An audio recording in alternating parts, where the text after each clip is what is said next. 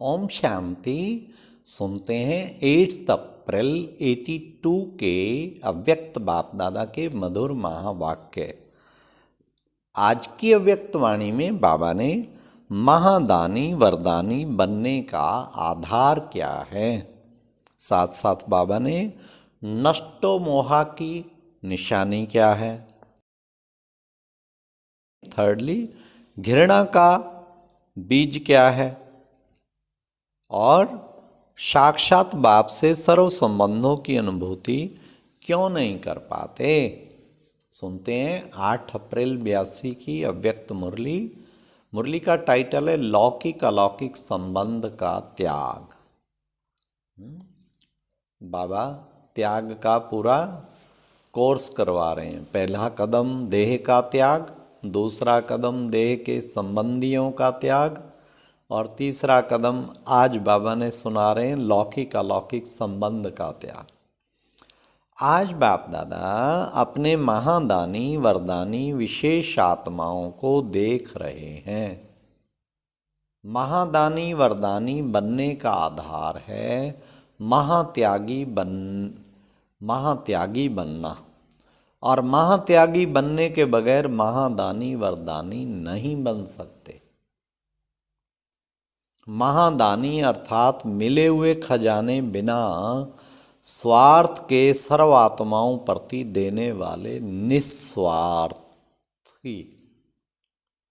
सबके स्वार्थ से परे आत्मा ही महादानी बन सकती है। वरदानी सदा स्वयं में गुणों, शक्तियों और ज्ञान के खजाने से संपन्न आत्मा, सदा सर्व आत्माओं प्रति श्रेष्ठ और शुभ भावना तथा सर्व का कल्याण हो ऐसी श्रेष्ठ कामना रखने वाली, सदा रूहानी रहम दिल फराक दिल ऐसी आत्मा वरदानी बन सकती है। इसके लिए महात्यागी बनना आवश्यक है। त्याग की परिभाषा भी सुनाई है कि पहला त्याग है अपने देह की स्मृति का त्याग, दूसरा देह के संबंध का त्याग। देह के संबंध में पहली बात कर्मेंद्रियों के संबंध की सुनाई, क्योंकि 24 घंटे का संबंध इन कर्मेंद्रियों के साथ है। इसलिए इंद्रिय जीत बनना, अधिकारी आत्मा बनना, यह दूसरा कदम। इसका स्पष्टीकरण भी सुना। अब तीसरी बात यह है कि देह के साथ व्यक्तियों के संबंध की, इसमें लौकिक तथा अलौकिक संबंध आ जाता है, और इन दोनों संबंध में महात्यागी अर्थात नष्टो मोह। नष्टो मोह की निशानी दोनों संबंधों में न किसी से घृणा होगी, न किसी में लगाव व झुकाव होगा। अगर किसी से घृणा है तो उस आत्मा के अवगुण व आपके दिल पसंद ना करने वाले कर्म बार बार आपकी बुद्धि को विचलित करेंगे। ना पहले भी संकल्प में, बोल में, स्वप्न में भी उसी का उल्टा चिंतन स्वतः ही चलेगा। याद बाप को करेंगे और सामने आएगी वह आत्मा। जैसे दिल के झुकाव में लगाव वाली आत्मा ना चाहते भी अपनी तरफ आकर्षित कर ही लेती है, वह गुण और स्नेह के रूप में बुद्धि को आकर्षित करती है। और घृणा वाली आत्मा स्वार्थ की पूर्ति ना होने के कारण स्वार्थ बुद्धि को विचलित करता है। जब तक स्वार्थ पूरा नहीं होता तब तक उस आत्मा के साथ विरोधी संकल्प व कर्म का हिसाब समाप्त नहीं होता। घृणा का बीज है स्वार्थ का रॉयल स्वरूप चाहिए, इसको यह करना चाहिए, यह ना करना चाहिए, यह होना चाहिए तो चाहिए कि चाह उस आत्मा से व्यर्थ संबंध जोड़ देती है। घृणा वाली आत्मा के प्रति सदा व्यर्थ चिंतन होने कारण प्रदर्शन चक्रधारी बन जाते हैं।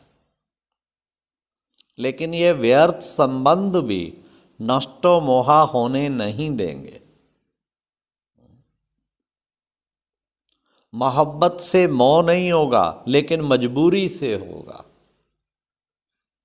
फिर क्या कहते हैं, मैं तो तंग हो गई हूं। तो जो तंग करता है उसमें बुद्धि तो जाएगी ना।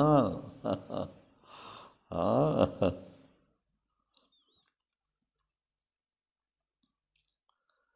समय भी आएगा, समय भी जाएगा, बुद्धि भी जाएगी और शक्तियां भी जाएंगी। तो एक है यह संबंध और दूसरा है विनाशी स्नेह और प्राप्ति के आधार पर वह अल्पकाल के लिए सहारा बनने के कारण लगाव व झुकाव। वह भी लौकिक अलौकिक दोनों संबंध में बुद्धि को अपनी तरफ खींचता है। जैसे लौकिक में देह के संबंधियों द्वारा स्नेह मिलता है, सहारा मिलता है, प्राप्ति होती है, तो उस तरफ विशेष मोह जाता है ना। उस मोह को काटने के लिए पुरुषार्थ करते हो, लक्ष्य रखते हो कि किसी भी तरफ बुद्धि ना जाए। लौकिक को छोड़ने के बाद अलौकिक संबंध में भी यही सब बातें बुद्धि को आकर्षित करती हैं। अर्थात बुद्धि का झुकाव अपने तरफ सहज कर लेती है। यह भी देहधारी के ही संबंध है। जब कोई समस्या जीवन में आएगी, दिल में कोई उलझन की बात होगी, तो ना चाहते भी अल्पकाल के सहारे देने वाले व अल्पकाल की प्राप्ति कराने वाले लगाव वाली आत्मा ही याद आएगी। बाप याद नहीं आएगा। फिर से ऐसे लगाव लगाने वाली आत्माएं अपने आप को बचाने के लिए व अपने को राइट सिद्ध करने के लिए क्या सोचती और बोलती हैं, क्या कि बाप तो निराकार और आकार है ना, साकार में भी कुछ चाहिए जरूर। लेकिन ये भूल जाती है, अगर एक बाप से सर्व प्राप्ति का संबंध, सर्व संबंधों का अनुभव और सदा सहारे दाता का अटल विश्वास है, निश्चय है, तो बाप दादा निराकार या आकार होते भी स्नेह के बंधन में बांधे हुए हैं। साकार रूप की भाषणा देते हैं अनुभव ना होने के कारण। नॉलेज द्वारा यह समझा है कि सर्व संबंध एक बाप से रखने हैं, लेकिन जीवन में सर्व संबंधों को नहीं लाया है। इसलिए साक्षात सर्व संबंध की अनुभूति नहीं कर पाते हैं। जब भक्ति मार्ग में भक्तमाला की शिरोमणि मीरा को भी साक्षात्कार नहीं, लेकिन साक्षात अनुभव हुआ, तो क्या ज्ञान सागर के डायरेक्ट ज्ञान स्वरूप बच्चों को साकार रूप में सर्व प्राप्ति के आधार मूर्त सदा सहारे दाता बाप का अनुभव नहीं हो सकता? तो फिर सर्वशक्तिवान को छोड़ यथाशक्ति आत्माओं को सहारा क्यों बनाते हो? यह भी एक गुह्य कर्मों का हिसाब बुद्धि में रखो। कर्मों का हिसाब कितना गुह्य है इसको जानो। किसी भी आत्मा द्वारा अल्पकाल का सहारा लेते हो, प्राप्ति का आधार बनाते हो, उसी आत्मा की तरफ बुद्धि का झुकाव होने के कारण क्या होगा?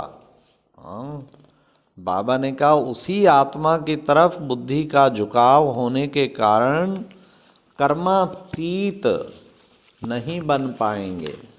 हाँ, कर्मातीत बनने की बजाय कर्म का बंधन बंध जाता है। एक ने दिया, दूसरे ने लिया, तो आत्मा का आत्मा से लेन देन हुआ, तो लेन देन का हिसाब बना व समाप्त हुआ। उस समय अनुभव ऐसे करेंगे जैसे कि हम आगे बढ़ रहे हैं, लेकिन वह आगे बढ़ना नहीं, लेकिन कर्म बंधन के हिसाब का खाता जमा किया। रिजल्ट क्या होगी? कर्म बंधनी आत्मा बाप से संबंध का अनुभव कर नहीं सकेगी, और कर्म बंधन के बोझ वाली आत्मा याद की यात्रा में संपूर्ण स्थिति का अनुभव कर नहीं सकेगी। वह याद के सब्जेक्ट में सदा कमजोर होगी। नॉलेज सुनने सुनाने में भले होशियार सेंसिबल होंगे, लेकिन एसेंसफुल नहीं होंगे। सर्विसेबल होगी, लेकिन विघ्न विनाशक नहीं होगी। सेवा की वृद्धि कर लेंगे, लेकिन विधि पूर्वक वृद्धि नहीं होगी। इसलिए ऐसी आत्माएं कर्म बंधन के बोझ कारण स्पीकर बन सकती हैं, लेकिन स्पीड में नहीं चल सकती हैं, अर्थात उड़ती कला की स्पीड का अनुभव नहीं कर सकती हैं। तो यह भी दोनों प्रकार के देह के संबंध हैं जो महात्यागी नहीं बनने देंगे। तो सिर्फ पहले इस देह के संबंध को चेक करो। किसी भी आत्मा से, चाहे घृणा के संबंध में, चाहे प्राप्ति व सहारे के संबंध से लगाव तो नहीं है, अर्थात बुद्धि का झुकाव तो नहीं है।